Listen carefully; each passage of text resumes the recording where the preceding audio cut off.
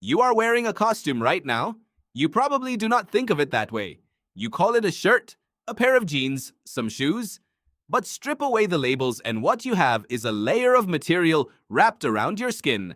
And for the first few million years of human existence, nothing like it existed at all. So why did that change? The answer is not what you think. And once you hear it, you will never look at your clothes the same way again. Start with the obvious explanation, the one every textbook gives you. Humans got cold, so they used animal skins to stay warm. Simple, logical. Except the problem with that story is the timing. Anatomically modern humans existed for roughly 200,000 years before they started wearing anything at all. 200,000 years of naked survival. Through cold snaps, through ice ages, through climates far harsher than today. So if staying warm was the trigger, why did it take so long? Researcher Ian Gilligan at the University of Sydney spent years digging into this exact question. His answer upends the entire story. Clothing, he argues, did not begin as warmth.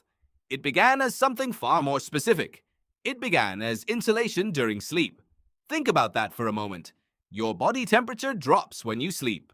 Not dramatically, but enough. A few degrees. In the open savanna, on a cold night, with no fire guaranteed, that drop matters. It matters even more when you are injured or sick, or very young, or very old.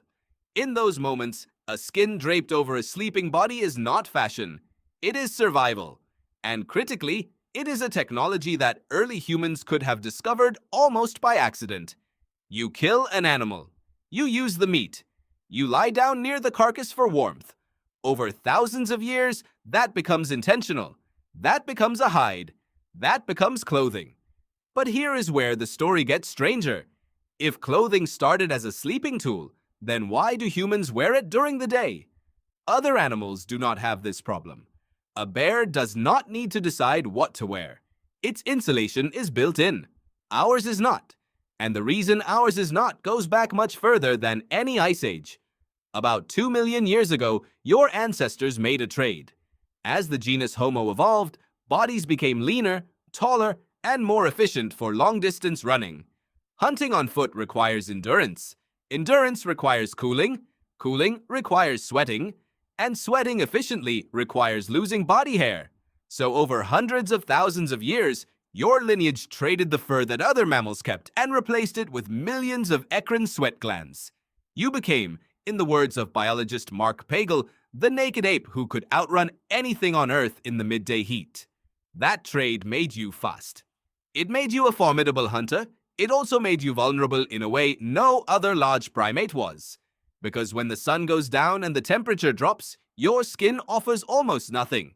You are exposed in a way a chimpanzee is not. So the real reason humans started wearing clothes is not that they got cold one winter. It is that they had already made a deal with evolution 2 million years earlier. They traded their fur for speed. And clothing was the bill coming due. But there is a third layer to this story, one that most people never hear. And it has nothing to do with temperature at all. Parasites, specifically lice. In 2003, researcher Mark Stoneking at the Max Planck Institute for Evolutionary Anthropology did something that sounds almost absurd. He studied the DNA of lice to figure out when humans started wearing clothes. Here is the logic. Head lice and body lice are different species. Body lice, the kind that live in clothing, evolved from head lice, and they could only have evolved once there was clothing for them to colonize. By tracing the genetic divergence between these two species, Stoneking and his team were able to estimate when clothing first appeared. The answer came back somewhere between 83,000 and 170,000 years ago. Let that settle in. The history of your wardrobe is written in the DNA of parasites. That date also aligns with something else researchers found in archaeological sites. Around 100,000 years ago, a new kind of tool starts appearing in the record. Small, sharp bone awls, tools used for punching holes, tools used for stitching, not for cutting meat, not for scraping bone, for sewing. Your ancestors were not just draping hides over themselves. They were constructing fitted garments. They were tailoring. And here is where the story pivots from biology to something more deeply human. Because the moment you start sewing, the moment you start shaping fabric to a body, you are no longer just solving a temperature problem. You are making a decision about appearance. You are choosing how you look. And that choice carries with it something no other animal does. It carries social meaning.